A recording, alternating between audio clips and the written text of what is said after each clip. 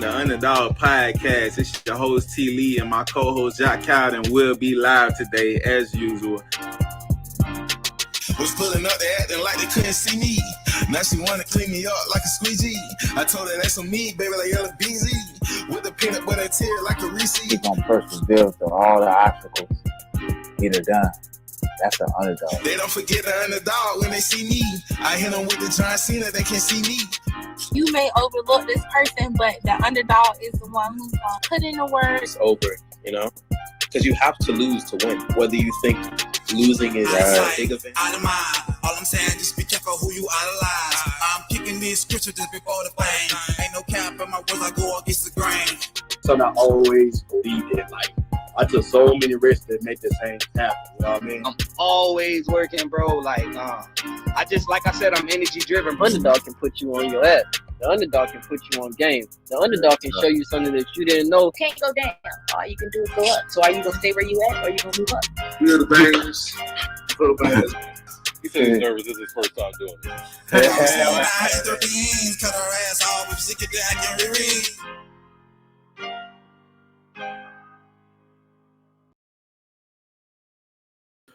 Yo, what it do, good people? It's the Underdogs Podcast. It's your host, Fleetwood JR, man. And we got a very special episode, man. It's exclusive right now, man.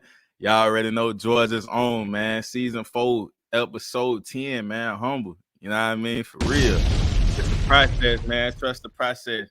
But we got Georgia's own co-owner of Hitzkartelradio, executive director of AnimalHouze DJs, operations manager of Fleet Florida DJ.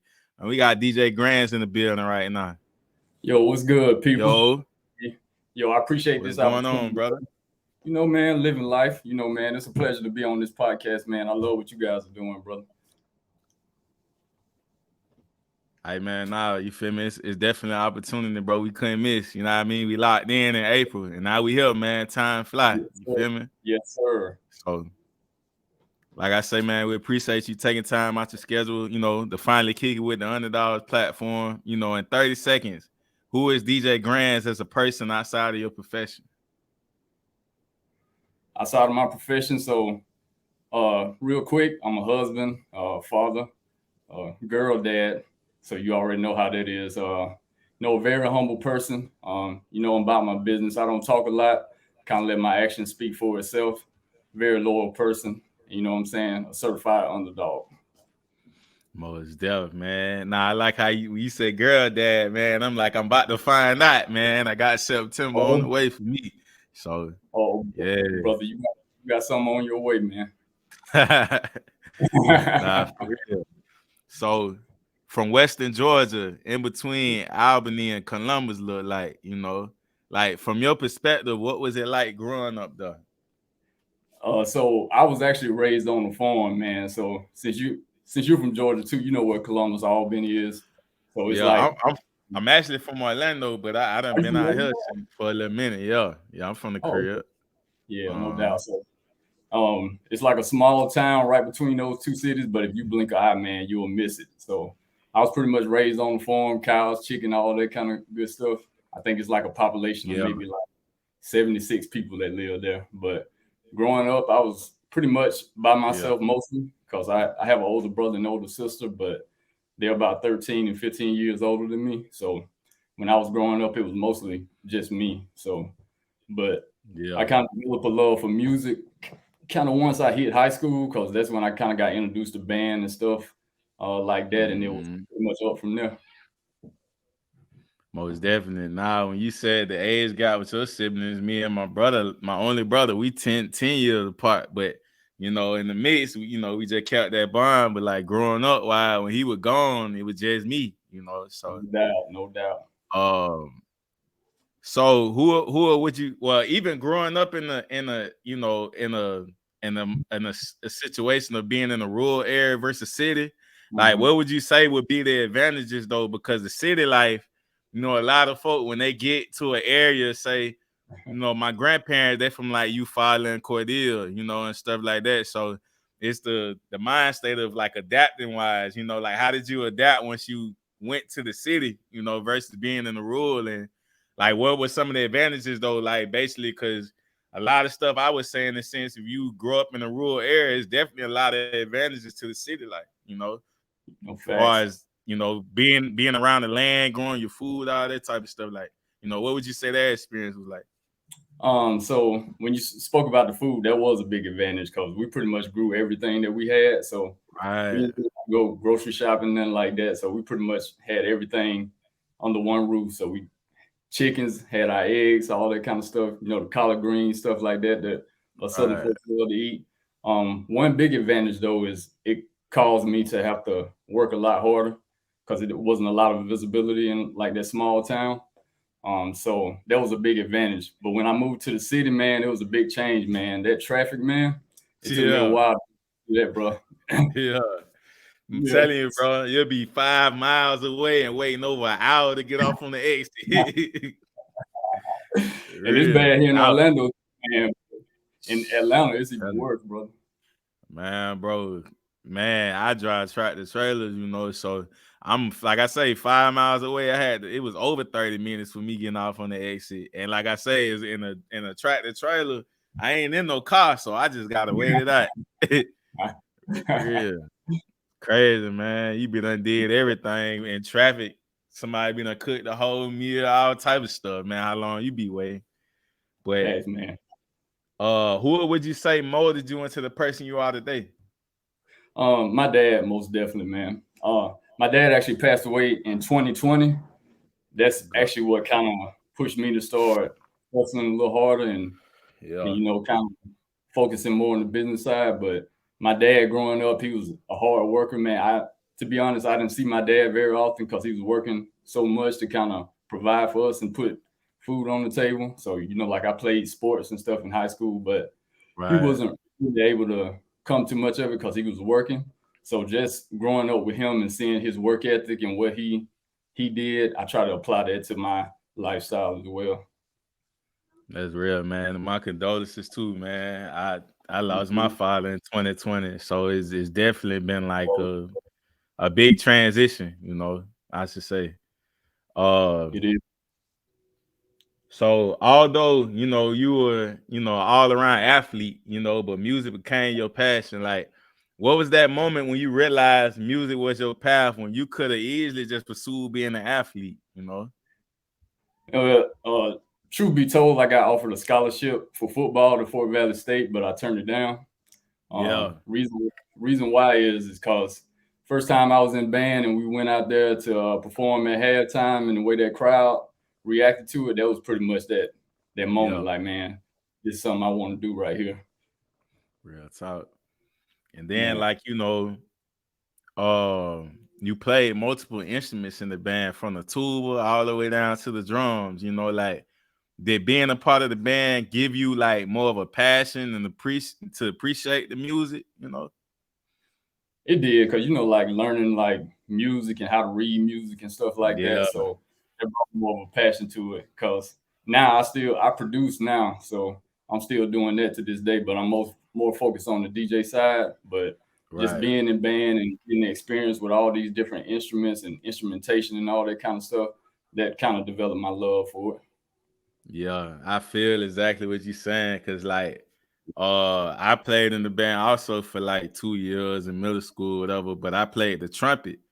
But that was like you say, just getting the fundamentals of learning notes individually and sounds.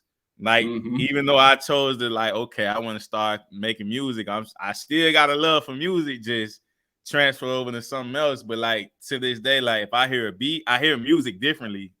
Already we hear music differently. So it's I'm listening for the cadence, the beat. I'm listening to a lot of things that the average listener might not, listen to. But even when I'm writing music, it's with me, I listen to the beat first. And when I hear the beat I already create my melody. I start humming the melody or whatever, my cadence. Then I start plugging the words in. That's how I always been for me. But I'm playing with notes. It just feel like I'm still playing an instrument, but I'm in my mind, I'm just humming the notes or however. So when it comes out, I'm performing as if I'm playing the instrument almost. Thanks, man. And when you rapping and stuff, man, it's like an additional instrument that you putting on to the instrumental. So right, that way though. Mm-hmm. So, what made you decide to touch more than one instrument than just stick to just one? Just perfecting one. That's a good question. So our high school was small, even though we had 3 counties going to the same high school. So we didn't have a lot of people Right. in the band. So during halftime, sometimes we didn't have enough people to play like the bass drum or the tuba. So I was like, screw it, man. I'll learn how to play this instrument too, and I'll jump on it. So that eventually turned into me learning how to play different instruments. Yeah, man. That's hard. Yeah. And I know being a producer, like that's a big advantage too. Like I knew people that if they played the keyboard, the piano, oh my God, like just they producing is phenomenal. Like, it's just a different, it's a different perspective when I'm looking at it, because it's like me, it's like I've tried it. I probably installed Fruity Loops one time. This is early 2000. When I did it and when I tried to make beats, I was like, oh yeah, I can't. Like, not saying I couldn't, but like my patience, like it was just like, nah, I was like, it wasn't for me. But writing music and all that, I'm like, okay, cool. That's my happy space, But then it's like I gotta sit down, either engineering, producing. Like that's why I got so much respect, like for people that do that, like. Because it's tedious. You got to sit down. You got to sit there and actually look at all the ways, break stuff. Like it's time consuming, So exactly, man. Have everything in the same key, all that stuff, man. Right. Yeah. So which instrument out of all the ones you played though was like your favorite one to play? Oh man, the drums, man. Cause I love 808s. Yeah, man. Yeah, I love drums. Snare drum, because like when Drumline first came out, man. Oh man, it kind of went crazy, man. taping up the sticks and everything. Real talk. Man. All right, so I kind of already answered this one, but I was saying like being a part of the band as a student of music, like do you feel like they gave you an upper hand when you dove into artistry and stuff like that, and being a DJ, as far as like having an ear for sounds and rhythm? It definitely does, because like all of it correlates with each other. Like being an artist, producer, DJ, it all correlates with each other. Because when you're rapping, basically you're another instrument on top of that beat. When you're DJing, it's just like you're playing an instrument too, producing the same thing. So that helps everybody if they actually learn music early on, even if you're a DJ or artist, producer, whatever. Mm-hmm. Yeah. So, okay, and just speaking in general, like how much of an impact would you say music has had on you, in your life? Man, I listen to music probably 14 to 15 hours a day, man. Because the reason why is because when I was in the military, I struggled with like PTSD and anxiety and stuff like that. So music was always like, it kind of helped me relax and stuff like that. So it's always been a big part of my life. So I always listen to music. It's always helped me and guide me. My dad, he used to sing in the church a lot. So that was a big part of my life growing up. So music has always been a part of my life. Yeah, I feel that, man. And then even speaking on your military background with you and listening to, as a veteran, of the U.S. Air Force, you was a medic too. Yes, so I could see, yeah, definitely. But yeah. So early on though, like who were the artists that you would listen to that grabbed your attention, and what about that artist stood out to you?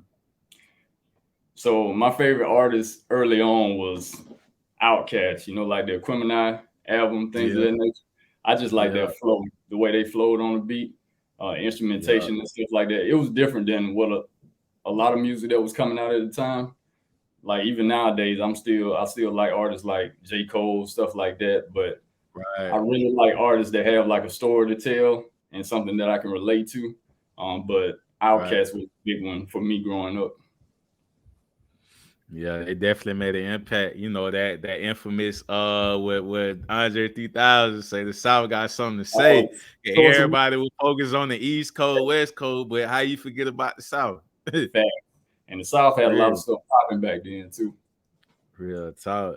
Yeah. So all right, I'm gonna hit you with one, but this could be any genre, like, but you consider to be your great. Your top 5 artists of all time. Top 5 artists of all time. Top 5. Any genre. Any genre. All right. Yeah. So we can do R&B too. Okay. Yeah.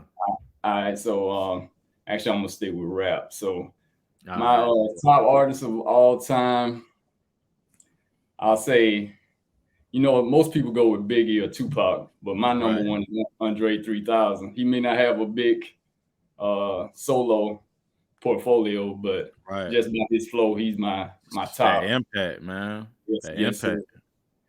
Next would have to be I'll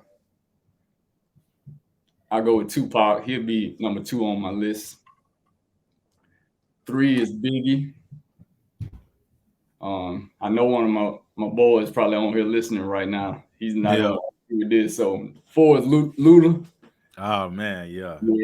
People sleep 5, though. Luda came out swinging hard, yes, sir. And I think he underrated too. Yeah. And, 5, I have to go with Eminem because his lyricism is crazy.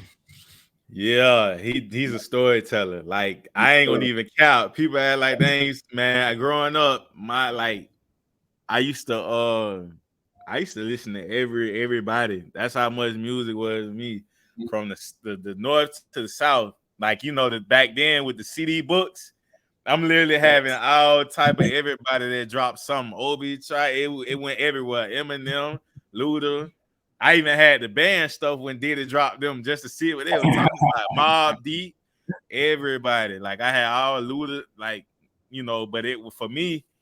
I was the kid that my brother had all the stuff going on with Outkast, Bone, Master P, No Limit.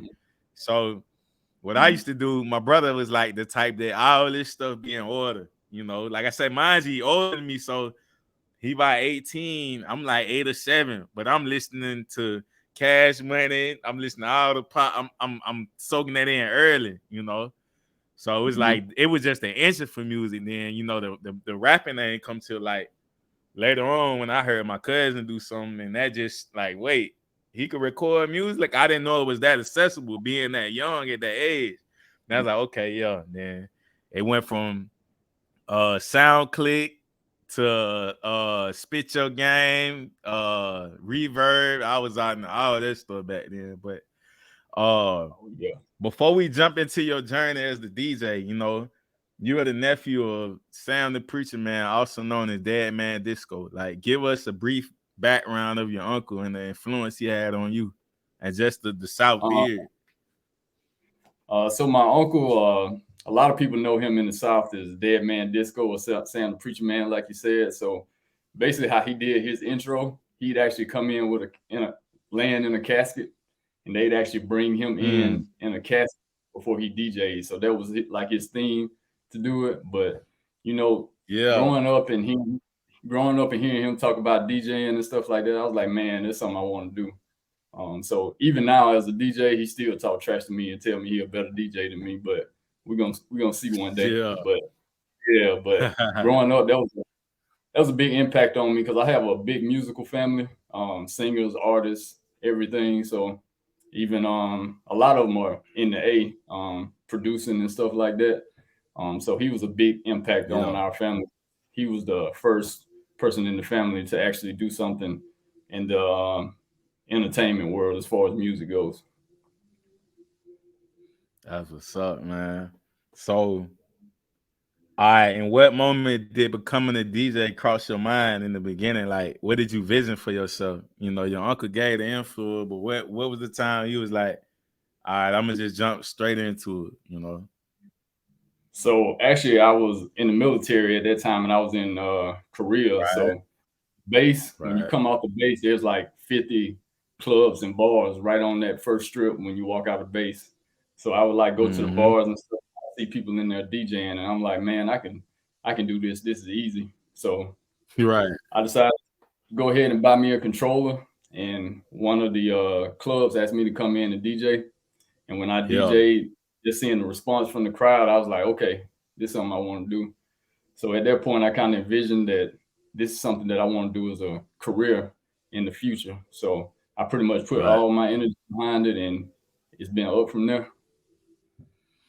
That's a unique story though, to start off in Korea for one, you know. So like, what was your experience like, you know, on, you know, being on the boards, you know, in Korea? Like, what type of music, like, how did you learn to control the crowd? Then, like, what was that first night like for you, you know, with your experience, if you can remember? So most of the bars there is more on the hip hop side, like back in the States. Okay. The K-pop music is big out there too. But you know, like if you playing anything that's like popping in the States out there as far as the hip hop side goes, man, it's gonna move the crowd. You ready? Yeah, because a lot of people are from home, so they're not experiencing that kind of environment. So if you can present that to them, they're gonna show up. So when I first did it that first night, the crowd pretty much went crazy. I had a little bad accident that I learned from that night because I drank a little too much, and when I woke up, I didn't know how I got back to my spot. So from that day, I don't drink too much when I DJ, but just seeing that response from the crowd though, that pretty much hyped me up to keep moving forward with it. Nah, that's dope. That's, you know, that's it right there. You know, to be in another country and just start off like that's the power that I think anybody that's a creator, you know, that if you can turn something from a thought into reality, that's powerful, you know. Right. How often would you work on perfecting your crowd? You know, from the time you started, like how often you would just be practicing and, you know, working on your skills? So I was in Korea for a year. So I worked in an ER there. So anytime I wasn't in the ER, I was practicing. So it was like nonstop. It was like maybe 3 or 4 hours a day and just constantly working and working. Pretty much, I wanted to get to the point where it was pretty much second nature to me. So I wouldn't have to think. My hands would just pretty much do what needed to be done. So I would just practice hours on end until I just started to get better and better. And it got to the point where I felt I was good enough that I could do it on a larger scale.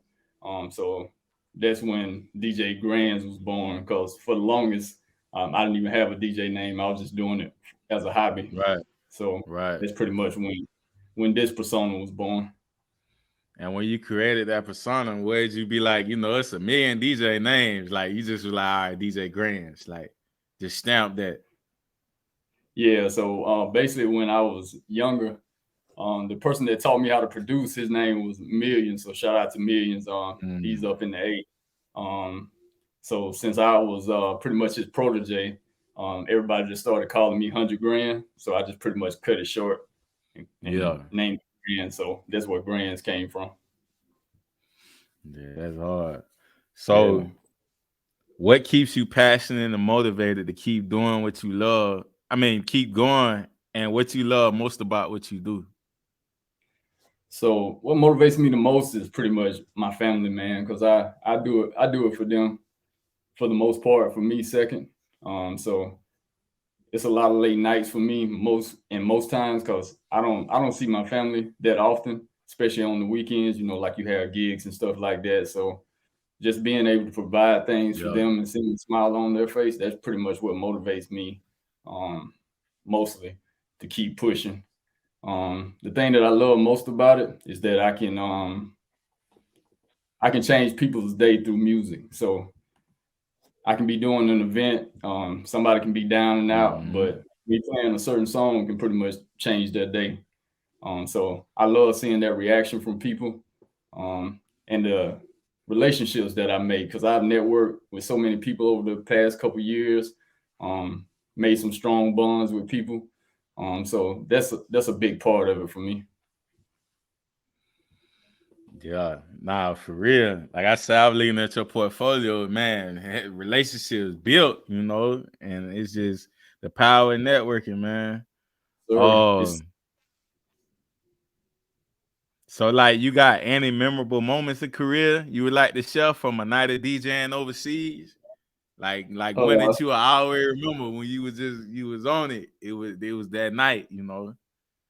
I do have one story. So people probably gonna get at me for telling this story, but I remember one night I was DJing at a club, and they have like these steps that go up to the bars. They're like steep steps. So if you slip one time, you're gonna fall down them steps. So they had like a packed crowd that night, and it was so packed that people were trying to rush up the steps, and I think like 10 people fell down the stairs.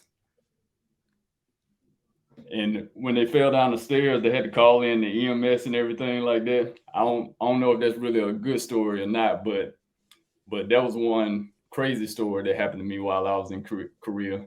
It was so packed that some people ended up getting hurt that I hate that happened. But to come in there, they had to go through that first. Yeah, just seeing that, I was like, man, yeah, I can do this. Yeah. So once back in the States, you transitioned to Orlando, Florida. Like out of all cities, what made you choose Orlando? So originally, I met my wife and we got married. So my stepson, he like this big high school basketball star. So they were currently in Orlando. So I didn't want to pull him out of Orlando when he already had a lot of buzz going out here at the high school he was playing at. So I decided to stay here, but that was actually the best decision I made because that pretty much catapulted my career in a whole different direction because I met so many people here that have benefited me and what I'm doing and helped me get to a higher level. So what I would say is that was actually the best decision. So I'm glad I actually stayed here in Orlando. That's what's up. Yeah. So what was that transition like for you moving in the city though? This was back in what you say, 07, right? Around 07? I moved to Orlando in 2016. Okay. Yeah, so man, it's still a struggle to this day, man. I still don't know my way around the city. I've been here for like 7 years. I still don't know my way around. Man. Yeah, man. Getting used to the traffic, how busy it is here is much different than where I'm originally from. But I'm getting used to it now. Like going downtown, kicking it downtown, things of that nature. Yeah. I'm actually starting to like the city better than the country. I hope my sister ain't watching this because she's gonna have something to say about that. But it's definitely a big transition. But in life, man, you gotta adapt to your environment and make the best out of it. So that's what I'm doing. Most definitely. Nah, I feel you on that because like even when I come home, I came to Atlanta like 2015, but I go home periodically here and there. But I always gotta remember certain landmarks to know where I'm at. They be building up so much here and there. Or it be like a club that you used to know ain't nothing no more. Now it's just like I remember I had high expectations one night. I think I know where I'm going. I'm like, yeah, I'm for the put y'all on this spot.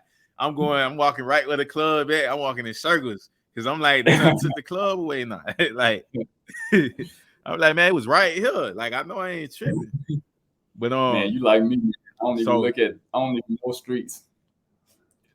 It's all landmarks. That's how I find my way around. Yeah. Because it'd be like certain stuff ain't gonna go away. It's gonna stay right there. Like it might be a new business pop up over here, but that same one that been here for years ain't went nowhere. Big facts. So, all right. So, how do you feel about the music market in Central Florida? In Central Florida, I think there's some division in Central Florida as far as the music game goes. I think if artists, especially in Orlando, would come together, I think they can make a big impact in the music industry. Because, there's a lot of artists here in Orlando and Central Florida in general. There's a lot of talent that hasn't been seen. And also a lot of artists don't know the business side of being an artist, marketing, stuff like that, visuals, making sure your presentation is professional and stuff like that. I think the current state of it is great. There's a lot of dope artists here. But I think once they kind of come together and start working together, I think they'll make a big impact. Yeah, I agree with that statement. It was like I'm, to be a part of it, but then also go to another environment and experience it in a different situation too. But Yeah, unity is the thing. Like even down to the music too. Like I try to be as slick as I can when I'm rapping to where I'm not being so direct. Like I say something without really saying it, so I done built up so much more for you to really listen to what I'm saying. And if you catch it, you catch it. If you know type situation. But I don't try to be like I try to stay further away from like where even I'm gonna ask you too as well how you feel about with the current state of hip hop and everything, like the transitions, because it was time periods of now it's like how we end up here. Like, I'm not all for the generational the genocide and all that type of music. Like if I hear too, especially coming from Florida, like if I hear too many, all right. I'm used to hearing I'm in the trap, doing this. I did this with your women. I done killed your homeboy. Did this to something like I'm tired. I'm dried out from that now because that ain't nothing but us speaking against each other. Like I don't be want to hear that. And the beat can be hard as whatever, but I'm not. I'm a different type of listener. I'm listening to what you're saying and instead of just going along with the beat. Like, wait, what? I don't want to. Like, I done had too many of them listening to some artists. Where it's like I'm vibing to the beat, then he slip and say something like, "Wait, what did man just said, bro?" Like, no, like, like, no, this ain't right. It's when I listen to music like that, I hear it. You say it's business too, though. It's business. So on a larger scale, them businesses they leeching on in that stuff, but because I know this is like my own people. Like if it's not our people, they don't care. Like they gonna be like whatever, sell and make music, make money. Like facts, and they making so much money off these artists nowadays just based off that type of music that they're making. And the thing about it, whenever I hear music like that, most of the time I don't listen, man, because especially like even in the state of Orlando, that Orlando is right now. Man, there's so many murders and stuff going on here. So like even when I DJ at the clubs and stuff like that, I don't even play that music that has that kind of content. Most times I still play, the music that gonna get the crowd live and stuff like that. But I kind of try to steer away from that because a lot of times people don't know how influential music is. Oh, boy. People will take that and apply it to life because it's so influential, brother. Yeah, and when you got kids too, it's just like, no, I like this. If I ain't playing it at the house, what I'm doing, making a song, selling it to other people to hear, like nah. I got more. I feel like I got more, but I think it come from because I came up on a different cloth in a different time period. Like I grew up in the 90s, 91 exact. So I was like, I had principles. When I was young, I could see why certain stuff went a certain way, because the music that we used to make when we were younger, but it's like, it ain't go that far like that. Like, and now it's about clout. I was, I came before social media happened. So the person I am, I could be the person I am in person and whatever. Social media don't make me. Like, I'm more of a person got to be out there and mingle with folk anyways, but I understand what social media do. But you got the crowd too, that the generation coming up behind, they're growing up with it. They don't know what it's like to be without it. To actually get it have real conversation and experience with folk. But yeah, I don't know. But I try to do what I can. That's why they got a platform like this. Push the positive motion out there, give the flowers. Cause folk, some folk, even without people, it'd be so hard for them to just say, man, you did a real good job, bro. Or I really like, or I'm really proud of your success. Like, that's the type of way we got to be on, because that's going to build everybody up. When it comes to money and all that, it's going to be there. That stuff is going to be there. Like, it's infinite. Whatever people chasing and looking for, is infinite amount of that. Like, can't hold nobody down from that. Like, that's crazy. Put them egos aside and let's win together. That's how I look at it. Yeah, I feel like that's what's standing in the way with a lot of things, But that conversation, like you said, in the market, it's been had. It's been, but people got to lead by example. You got all these kids that coming up want to be artists. I got certain artists like, even I ain't gonna lie, I like Moot Boy out the city. Moot Boy, one of them artists where I've dissected his music to see where he at now. Like he's speaking. He even did an interview where I respected what his mind was at. He was like, when you rapping, you gotta say something to have substance. Like, we was listening to stuff that had substance. Like, and I can hear the creative flow and whatever and the stuff he dropped. You know, I'm fine with it. But all that coming out the gate, talking about you doing this and that, like, man, come on, that's just dividing us further away from each other. So you got us dividing each other, and you got a system dividing us as well. Like, how we gonna come together? We got to take control of it, you know. Exactly, man. You spoke a mouth right there. Most definitely. So it was in Orlando where you joined one of the largest DJ coalitions in the country, Fleet DJs. You know, how many DJs would you say are a part of the DJ coalition, and what are some of the states the talent coming from? So I would say it's about 600 plus members, but they're not all DJs. They have producers, radio personalities. I think they even have barbers, dancers. They pretty much have everything you need in the industry under one umbrella. So Fleet is actually in every state in the country, and also worldwide. We have DJs in Africa, Canada, Japan. So it's a big network. So it's so many benefits to it, because you're in this network. You can go to any state and you can hit up somebody that's in Fleet and be like, yo, I need this, or can you hook me up with sound, or can you connect me with this person? So it's so many benefits to being a part of it. Yeah, that's hard for real. So how did that come about? And after joining, what has that grind been like since you locked in? So when I first joined, it was in 2020. It was actually, when COVID first hit. So I was just kind of I wasn't doing much. So I was just online, and I actually came across Fleet.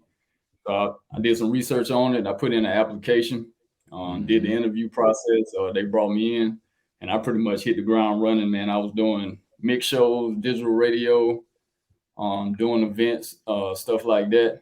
And it pretty much gave me more opportunities because it connected me with people that knew other people. And people don't know how important, a lot of people don't realize how important networking is.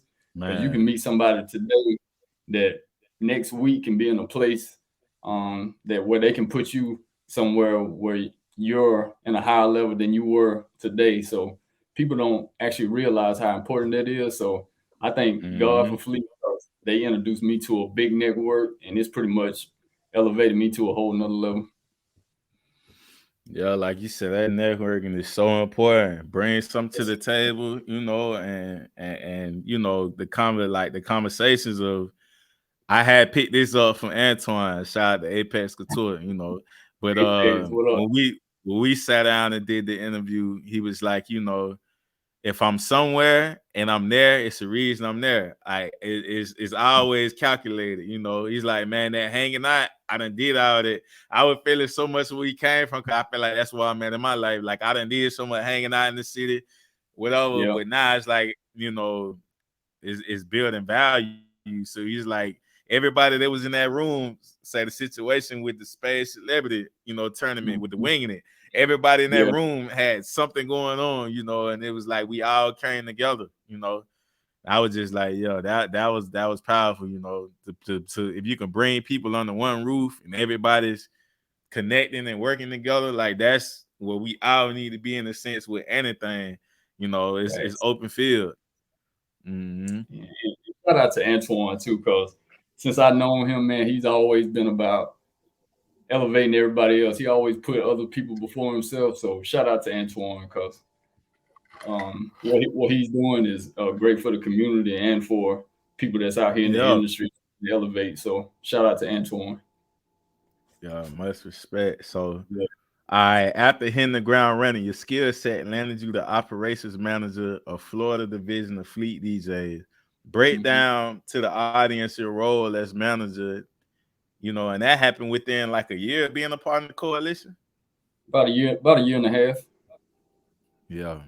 So basically my part is I'm pretty much the logistical part of the Florida Fleet. So I'm pretty much over the recruitment, things of that nature, like when we do events, kind of putting the events together and things of that nature. So I do the recruitment interviews, help put together events. Like we recently had an event here in Orlando, DJ Appreciation Day, which I was a part of, along with B Money, who helped me put that together as well. So So that's pretty much the rundown of the position. Mm-hmm. So, what skill sets are you looking for in DJs when considering them to potentially be a part of the team?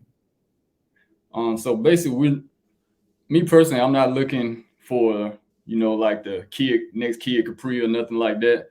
I'm just looking for somebody that's motivated to improve on their craft and that has the right mindset. Because with Fleet, they have a big family mindset, and it's all about helping each other elevate. So I base my questions on that, and it kind of depends on their responses.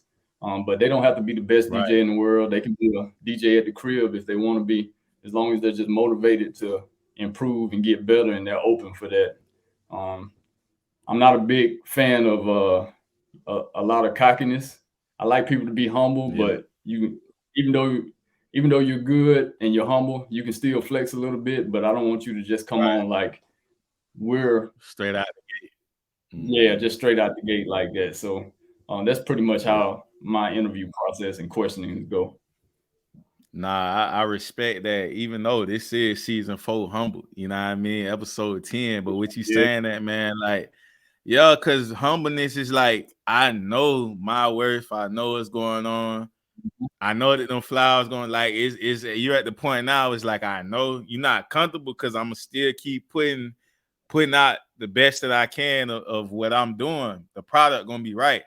But it's more like, I don't need people to be like in my corner just telling me like I need that to keep going. Like, it's more of a like, all right, like, how do I keep, furthering what I'm doing, in a sense, like, to get the best results I can from it. You know what I mean? Like, that the people gonna give the flower, it's gonna come, like the money gonna come, all that stuff, but I gotta keep myself focused on what I'm doing, because it's like when people focus more, like, I would say when people focus more on just strictly the money, they get lost on what they doing. Now they chasing the money. Now they ain't even really appreciating what they doing no more. They fall out of love with it. Now they trying to quickly put it back together, try to repair it, because they see the money and everything else from them. Like, you got to stay focused. Like, just keep going. That's all I can really look at. Just keep going. No doubt. And I always look at it, man, the lowest person in the room is usually the loudest, man. I'm a big advocate of making your actions speak for you. So I don't really need to talk much. I just let my work do the talking. Right. Nah, for real. So how has your experience been thus far being a part of the Fleet DJs family? Man, it's actually been great, man. Because they have the Fleet DJs music conference every year. So I can't tell you how many relationships I've built just from that. Even piggybacking off that, that's how I started my business, Hitzkartelradio. Basically, I kind of talked with some people that had digital radio platforms, and that pretty much gave me the idea to kind of kickstart that thing, which has been really successful. Even though we started it about a year and a half ago, we've already been nominated for awards, things like that. So a lot of things have sprouted from being in the coalition. Most definitely. Any DJs you would like to shout out from the coalition while we speaking on Fleet DJs? Oh yeah. Let's see. DJ Cyclops. I know he's on. Well, he was trying to get on the View. DJ Il Nino. Shout out to E-Quest. Actually, shout out to the whole Florida Fleet DJs. Also with AnimalHouze, I want to shout out Mr. House as well. Cause that's family right there. So shout out to him. So it was after a year and some change, you linked up with DJ Cyclops and founded Hitzkartelradio in 2021. So Hitzkartel provides listeners with quality music entertainment as well as provide a platform for independent artists to showcase their talent. So within a year and making a huge success, over 5K monthly listeners, and being nominated for Radio Station of the Year by Southern Entertainment Awards, along with interviewing a master independent artists and small business owners, like, for it to be such a small amount of time for those accomplishments, like, how did it feel to add that up under your belt as well, to your accolades?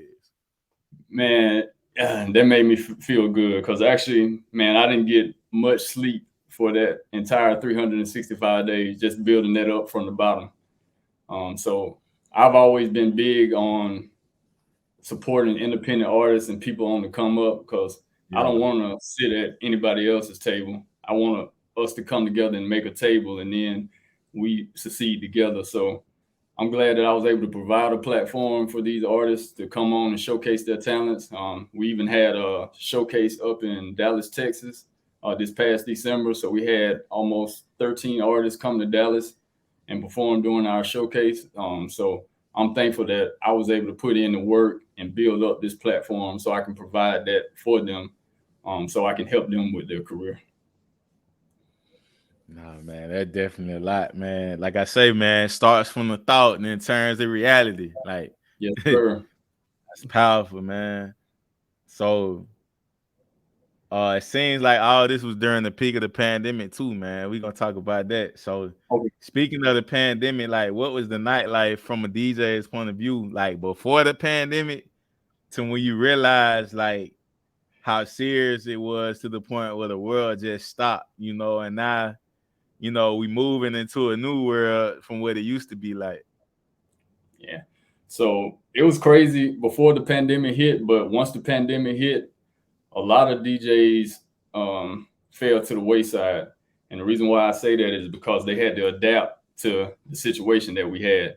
They had to pretty much move on to the digital way of doing things, like doing digital parties, stuff like that, streaming, doing digital sets and stuff like that. A lot of people weren't too adept to do that kind of stuff, so they ended up falling to the wayside. So that's something that I did during the pandemic. I was streaming live, I was doing Zoom parties, stuff like that, and still making my coins. Yeah, still making my coins at the same time. And that even benefited me because more people started to realize who I was. So once the pandemic started to kind of go away a little bit and outside started to open back up, people were reaching out to me to DJ at their venues and stuff like that. So the pandemic was actually a blessing in disguise for a lot of people. Most definitely, you know, because I feel like, you know, during the shutdown, like, you know, what was your focus during that time? You know, I've noticed during, you know, the pandemic, it bred a lot of entrepreneurs. Mm-hmm. And it's like the workforce, you know, hasn't been the same since, you know. So I think what people don't realize now, having a multiple streams of income is so important right now because the way this economy is moving right now, if you don't, you're gonna fall to the wayside real quick in the future. Once the pandemic hit, a lot of people weren't working, stuff like that. I had just had my daughter at that time, so my wife wasn't working at that point. So I was like, man, I got to get out here and hustle and make some things happen. So that's when I came up with the idea for the business, doing Zoom parties and stuff like that, just making money. So I was just finding different ways that I can get streams of income coming in. But I actually think that pushed me to be better in business in the long run because now I have multiple streams of income coming in on a weekly basis, what I didn't have before. So that actually benefited me. Nah, most definitely, man. That's what it was like. You know, that pandemic was different. Like it definitely brought a lot of entrepreneurs into it, you know, and that's the mentality. They say us in general, you know, like we always have our mind focused on not just one thing, you know, it's always trying to balance multiple things. But when I was reading, well, I kind of be looking at these little YouTube videos, whatever, they be talking about like, you know, dopamine type of stuff. Like I be into some different type of stuff, man, where it's like it's like a detox, dopamine detox, how to go about this and stuff like that. So it's a way of clearing your mind, but then also getting rid of distractions and all that type of stuff. So yes, sir. When everything opened back up though, like what was the transition like then? Like it was like from all the work you did during the shutdown, everybody was like, yeah, we need DJ GRANDZ help for this. Like, man, I was tired, man. I'm still tired right now. But it got a little crazy after that. Like being a club DJ and a mobile DJ. Being a mobile DJ by yourself is a lot of work because you got a lot of equipment you got to carry. So, right. Man, I was having gig after gig and trying to carry all that heavy equipment by myself. It got to be a lot at a point, but the transition from the pandemic, out of the pandemic, it was actually a smooth transition for me because business actually picked up for me because I used my time during the pandemic well when some people didn't. So yeah, during the pandemic, a lot of people put in work, some people didn't put in work, and that showed once the pandemic ended.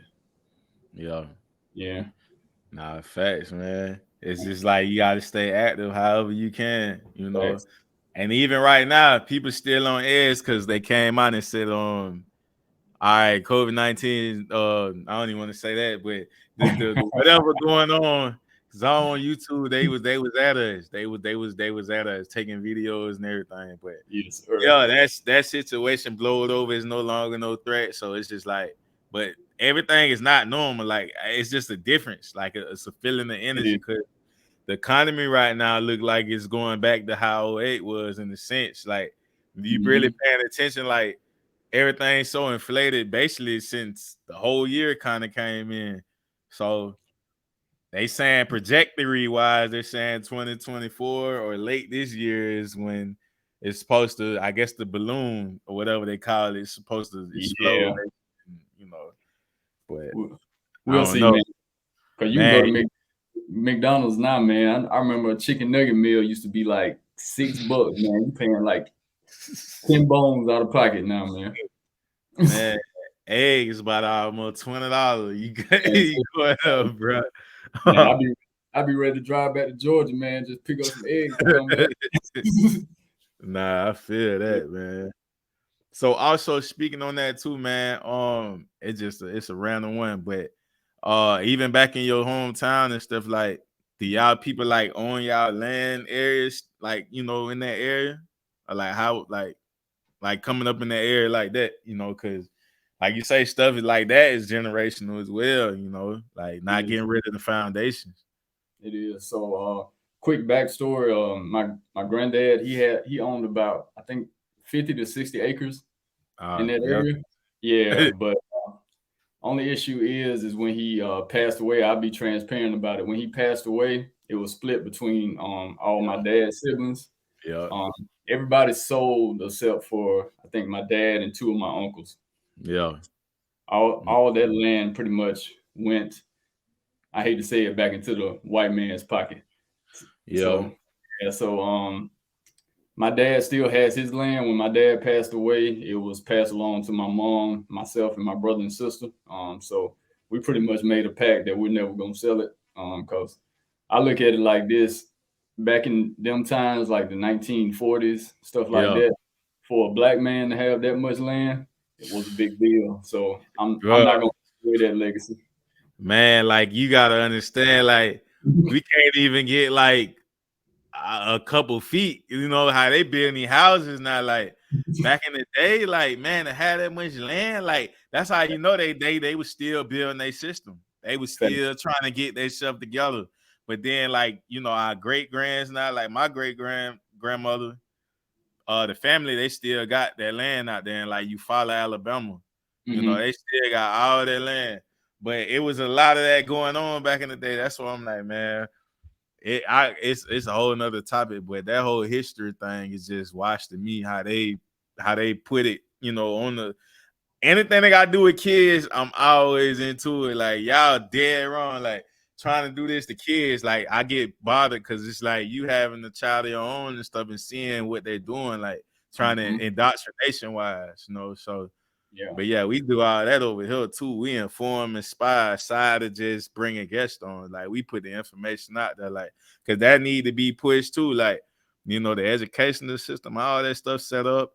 You know, it's set up for them not to even be thinkers. You know, not even, you know, just to be. You know, they didn't set the educational system up for them to be, you know, dreamers or, you know, get into their own type of stuff, a way of thinking. You know, but and one thing that we teaching now is financial literacy in school. These kids, because I didn't get that growing up. when I ain't get it, and I ain't see it around me, so it was more like a trial and error thing, you know. Exactly, man.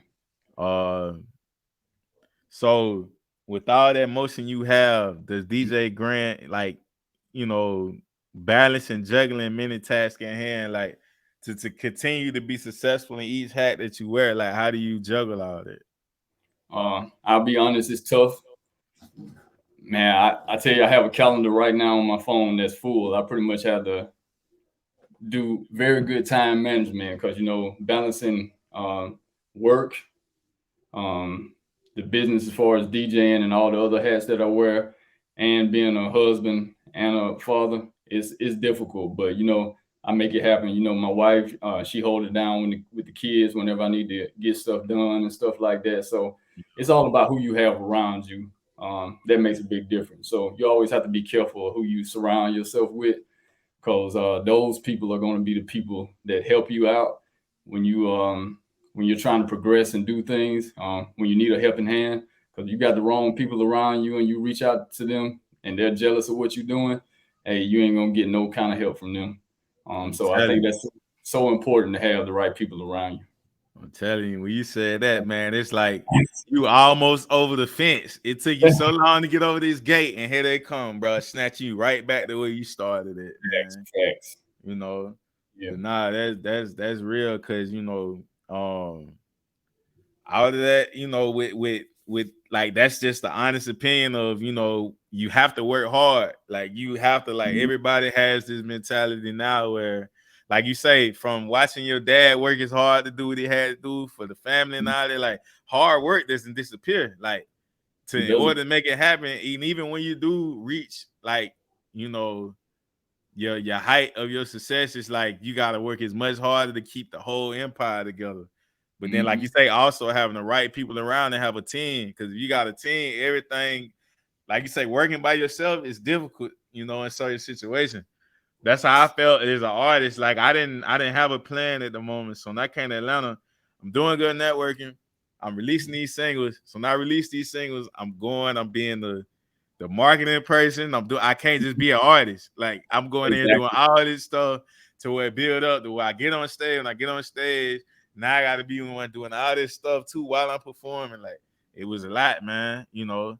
But I'm definitely trying to keep putting myself in spaces where, you know, like-minded people and the connections, the links keep linking up, you know. Yeah. Most definitely. And then stay true to the people that I, you know, started the ground up, that's still in the picture too. But balancing between being up here and back home is like, I try to still keep a connection in between some type of way. You have to. Was there? So along the way, what would be, you know, some advice you would give the entrepreneurs overall, like a rule of thumb that may benefit them on their journey? One, it'll be quick. Work hard. It's not gonna happen overnight. A lot of people expect it to happen overnight. It's not, man. It's gonna be some hard days, hard nights, man, when you want to give up, but don't give up, man. Because as soon as you hit that barrier, you never know. Today is when the next day can be when that breakthrough happens. So don't let small downfalls keep you down or push you away from your dream. Just keep pushing, man. That hard work is gonna pay off eventually. So just keep pushing. Big facts, man. So along the way on your journey, has there been any roadblocks you overcame during the process? I think the biggest roadblock was when my dad passed away, because I think, I was down and out for a while. I think a lot of people don't realize when you lose a parent, man, you're not the same after that. So, man, nah, it ain't. It's just more like it's more like I'm still being myself with this smile on my face, like behind my whole, like, it's like I gotta suffer in silence sometimes, and then it's like, you know, pushing certain people away too, and they don't understand it, because it's like it's not gonna be I'm not finna open up to certain people, you know. It's just like I gotta deal with this. Like, I can't expect you to, especially if you still got, you know, it's no similarities in it, you know. And it's like the relationship, like, is different, you know. Everybody got a different relationship with people, But you know, as far as a parent, like you can't tell me what my relationship was like with my parent. Like it's just more of them. Like when a person, you know, I'm one of the people where it's like it'd be difficult for me too when people be like, you know, you lose a loved one, you send your condolences, baby, like keep your head up and all that. Like I just tell people like I know, you know, what's going. It's like I ain't really much I can say. Like I can't really tell you it's gonna be all right. You know, it's like I always say, I share in my music, I was like, it's like an open wound that ain't healed. Like it's just there, you know. Yeah, and especially like being like one of the men in the family, when something like that happen, man, you got to be strong for like right. moms and sis and stuff like that. So you really don't have that much time to grieve in the beginning because you're trying to hold together and be strong for them. So yeah, I think a lot of people don't realize that. So yeah. So and for those, you know, and for those that reach, you know, how I say where they reach, you know, a certain situation, like a certain timeline, they process like what free like gym you would advise for them, you know, like when they start seeing or reaching a certain success, like for them to keep, you know, maintaining and you know, building a relationship with people. A lesson I learned, don't burn your bridges and always have your paperwork straight because this business is cutthroat. So when you're going through this business, especially when money involved, always make sure you have a contract or some kind of paperwork. I don't care if it's your mama, your first cousin, I don't care who it is. You make sure you have some kind of paperwork signed because when that money is getting ready to get distributed, if there's no paperwork, they can pretty much do whatever they want with it. So don't burn any bridges. Put the right people around you, and always keep your paperwork straight. Yeah, that money made people funny. Yeah. For real. That Real money quick. made people mad on everything.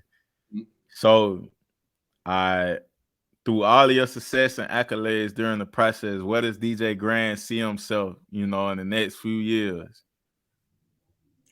I see myself retired and doing this full time as my profession because this is what I want to do. I want to be able to DJ and I want to be able to help artists achieve what they want to achieve. I think a lot of artists coming up now, especially independent artists, they don't have people around them guiding them to get them to what they need to be. They have no knowledge of the entertainment world. So I want to be one of those people that's able to provide that for them so they can make it to that peak that they want to get to. Nah, facts. And then being how the market is now, when I had a little situation going on in like 2012 or whatever, I had an opportunity with labels, and at the time too, it's like you had to have an agent to do like demo shopping and stuff like that. Like it wasn't as high it was now with the internet where they scouting people and stuff like that. But I didn't have too much info on it and stuff like that either at the time. But I just look at it too as from my overall experience. It was like, well, I knew what it took for me to get there. I knew what work I was putting in, and I know how much I'm gonna get out of something. Like if I'm not working as hard as what I was doing then, it's like I can't expect that much more out of it. It was like I wasn't being like, you know, some people would take it as like I was almost at the door, like, you know, but I got good feedback because I was like, when it was record labels coming back like Atlantic and Def Jam and all them, I was like, man, if they say like, you know, my mentality was like, if they say bad or negative feedback, it's like I don't even want to rap no more. Like, yeah, but then as they did, they juiced me up a little bit and said, you know, without reminding them who I sound like. So okay, cool, I got the feedback. But it was like, you know, later on when I learned DMX, he got turned down by Diddy at one time, and Diddy wanted, you know, obviously with Bad Boy and all that. But then he ended up getting picked up. Who he got picked up by? I know it was Def Jam. Yeah, Def Jam. Yeah, Def Jam. So we got picked up by Def Jam. He was a star. And Diddy told him at the time he wasn't even like, you know, like that just shows you like even in music, like I look at it like everything ain't gonna sound like something to everybody. You can't expect everybody. It's a part of the process. Yeah, you might get a no over here. Somebody might not like it, but especially with the market now, it's way much more people out here that enjoy music.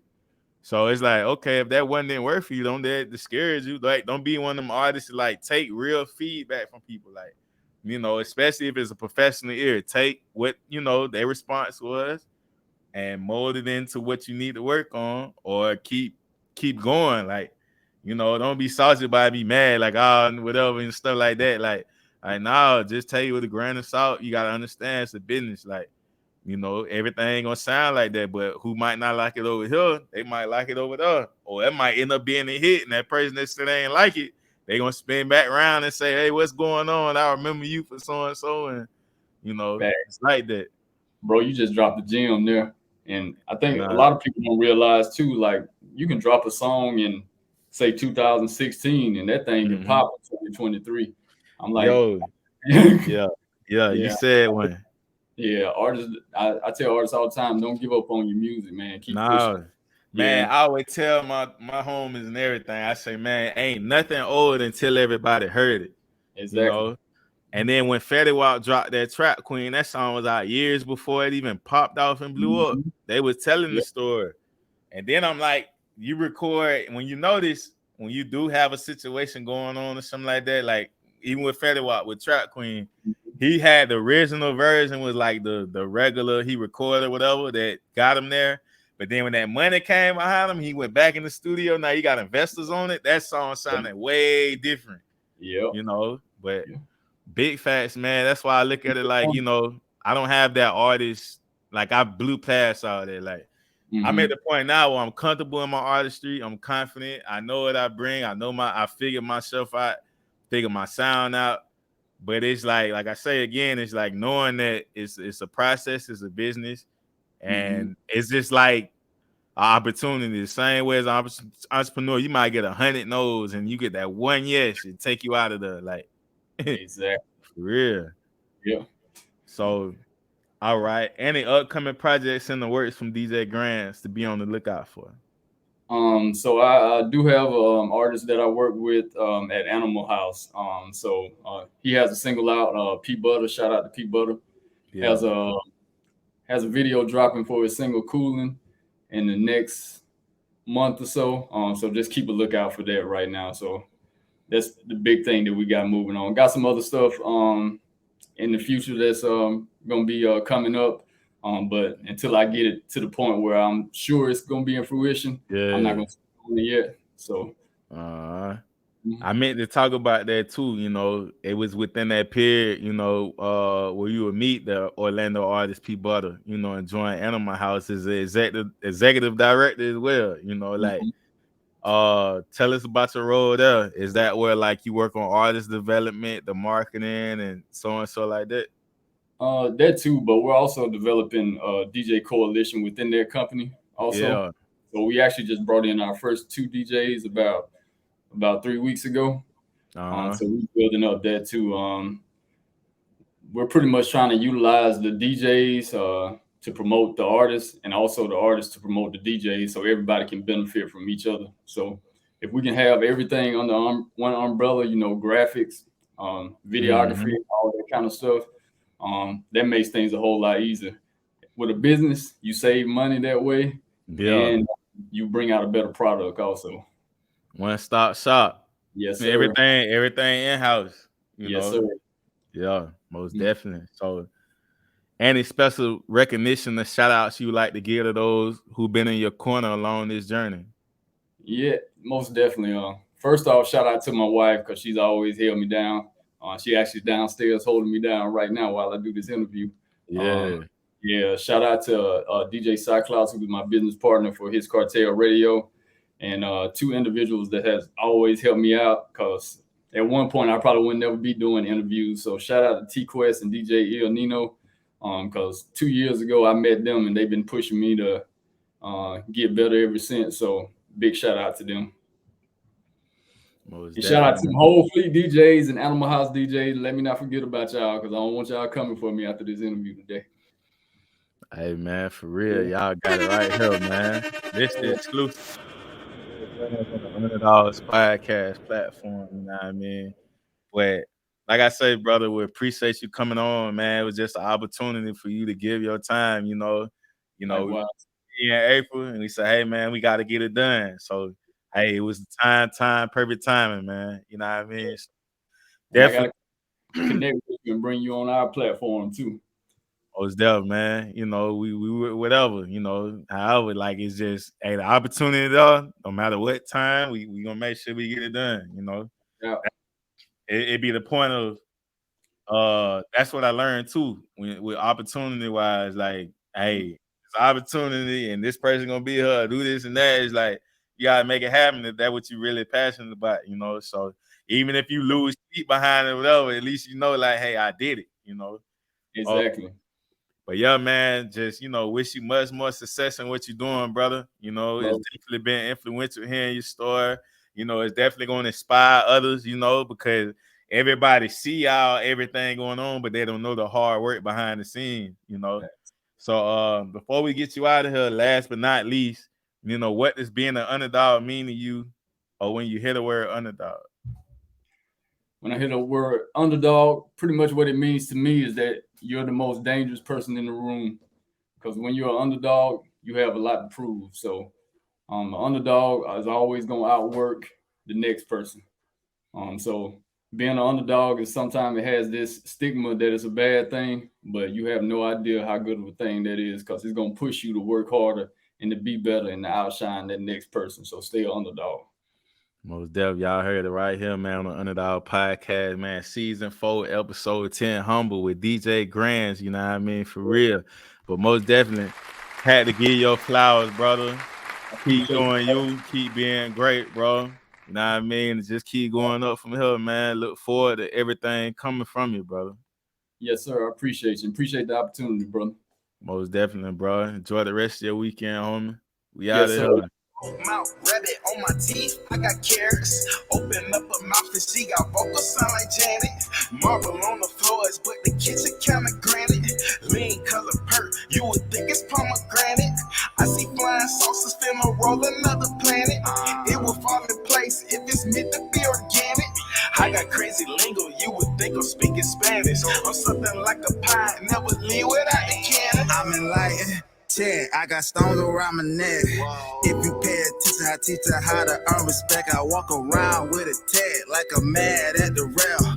People do any damn thing for a check. So what if you got signed labels, throw them on the shelf? I don't ask for help, I just go within myself. Hard times I prevail, I bust up out my shell. I let my nuts hang, cause it don't got no curfew. Gold mouth, rabbit on my teeth, I got carrots. Open up a mouth and she got vocals sound like Janet. Marble on the floors, but the kitchen kinda granite. Lean color perk, you would think it's pomegranate. I see flying saucers finna roll another planet. It will fall in place.